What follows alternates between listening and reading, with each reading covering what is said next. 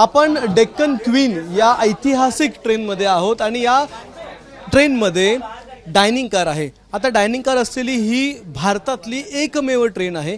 त्याच डायनिंग कारला आता नवीन रूप देण्यात आलेलं आहे। मी त्याच डायनिंग कारमध्ये आपण पाहत आहे हा ऐतिहासिक डायनिंग कार जो 1930 पासून ही जी ट्रेन सुरू झाली तेव्हापासून या ट्रेनमध्ये अस्तित्वात आहे। खरं म्हणजे त्या काळी अनेक ट्रेनमध्ये डायनिंग कार ही कन्सेप्ट होती, पण हळूहळू सगळ्या ट्रेनची कन्सेप्ट बंद करण्यात आली आणि केवळ डेक्कन क्वीन या एकाच ट्रेनमध्ये अजूनही ही डायनिंग कारची कन्सेप्ट जिवंत आहे आणि त्याच कन्सेप्टला आता आणखीन पुढे पुढे घेऊन नेण्यात येते।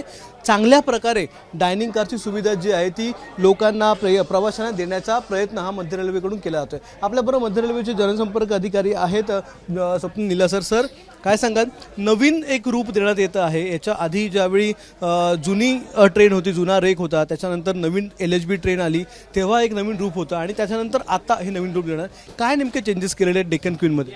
डेक्कन क्वीन ही मध्य रेल्वेची आणि खास करून पुण्यावरनं मुंबईला आणि मुंबईवरनं पुण्याला अपडाऊन करणाऱ्या साऱ्या प्रवाशांसाठी एक जिव्हाळ्याचा विषय आहे। या डेक्कन क्वीनच्या मध्ये आता आपण ज्यावेळेस 2022 मध्ये उत्कृष्ट रेकच्या अंतर्गत LHB कोच करण्यात आला होता, आता देखील आपण याचे मॉडिफिकेशन केलेले आहेत। ज्या मॉडिफिकेशनमध्ये आपण याला एक हेरिटेजवाला लुक देण्याचा प्रयत्न केलेला आहे। याच्यामध्ये लोकल ज्या आर्ट आहेत, जसं वारली आर्ट असू द्या, त्याचा वापर करण्यात आलेला आहे।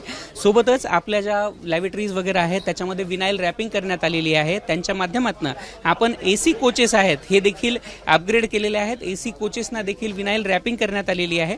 ही तसं जर पाहिलं तर ऐतिहासिक ट्रेन आहे आणि इतिहासाच्या धावेसोबत किंवा त्याच्यासोबत कंटिन्युएशनमध्ये अपग्रेड होणारी अशी ट्रेन आहे। या ट्रेनच्या माध्यमातून आपण प्रवाशांना नवनवीन आणि सातत्यानं नवीन सुविधा देतो। आपण 15 ऑगस्ट 2021 मध्ये याच्यासाठी पहिल्यांदा विस्टाडोमची सुरुवात केली होती। विस्टाडोमच्या त्या सुरुवातीनंतर आपण या प्रवाशांसाठी सातत्यानं ट्रेनच्या रेकचं अपग्रेडेशन करतो आहोत। सर, ही जी ट्रेन आहे ती मध्य रेल्वेच्या प्रवाशांसाठी खूप लाडाची प्रेमाची अशी ट्रेन आहे, कारण की 1930 पासून तर सुरूच आहे, पण अजूनही ऑन टाईम धावणारी ही ट्रेन आहे। कुठेही कधीही तिला डिले होत नाही। तर या ट्रेनमध्ये प्रवास करतानाचा तेव्हाचा लोकांचा अनुभव किंवा तेव्हा ही ट्रेन किती डब्यांची चालायची, तेव्हा कशा प्रकारे आणि आता हिचं रूप कसं आहे? ही जर ट्रेन पाहिलं तर ही ट्रेन पूर्वीपासून साधारण सुरुवात ज्यावेळेस केली 6-7 डब्यांनी चालायची। त्याच्यानंतर 1966 मध्ये हिचे 12 डब्बे करण्यात आले। आता ही 16 डब्यांनी चालते। या ट्रेनच्या सातत्यानं प्रवाशांसाठी ही नेहमी सोयीची अशी एक ट्रेन असलेली आहे आणि त्यामुळंच या गाडीला लाडाने दख्खनची राणी असं देखील म्हणण्यात येतं आणि त्याच राणीप्रमाणे, महाराणीप्रमाणे तिचा थाट आणि तिचा जो नियमितपणा आहे हा देखील कायम असतो।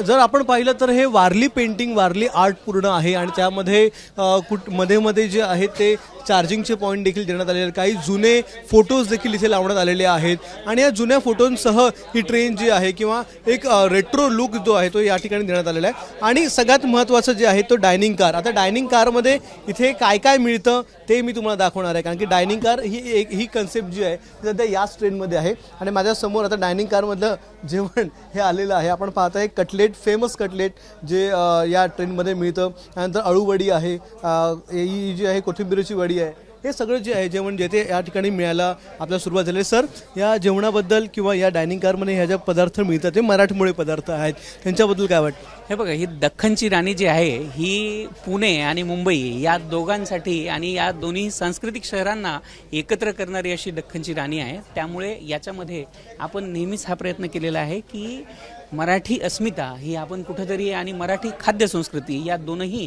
आपण सातत्यानं कंटिन्यू करण्याचा आपण याच्यामध्ये प्रयत्न करतो आहोत।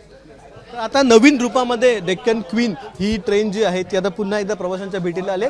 मुख्यतः डायनिंग कार जो आहे तो डायनिंग कार आता नव्या रूपात आल्यामुळे प्रवाशांना खूप चांगल्या एका डायनिंग कारमधून आणि महाराष्ट्रीयन अशा डायनिंग कारमधून प्रवासाचा अनुभव मिळणार आहे। कॅमेरामन विनयसह अक्षय भाटकर, ABP माझा, मुंबई।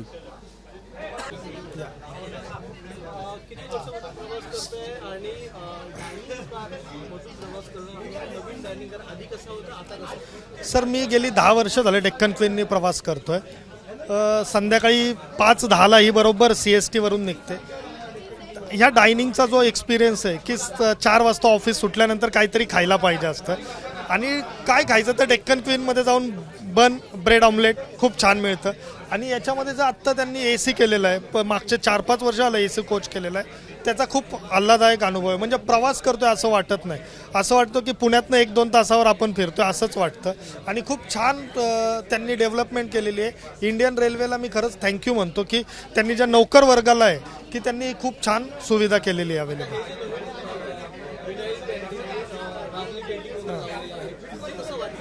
याच्याने खरं तर मला आहे ना, हे इटालियन मार्बल जे म्हणतो आपण, तुम्ही जर इटलीमध्ये कधी गेला तर ते इटालीमध्ये पण काही ट्रेन अशा आहेत, त्याचं हे कल्चर मला जाणवतंय. म्हणजे याचे स्ट्रक्चर दिसतंय ते असंच आहे. इटलीमध्ये पण काही ट्रेन अशा आहेत, आपण त्या धर्तीवर करतोय, खूप छान मला वाटतं.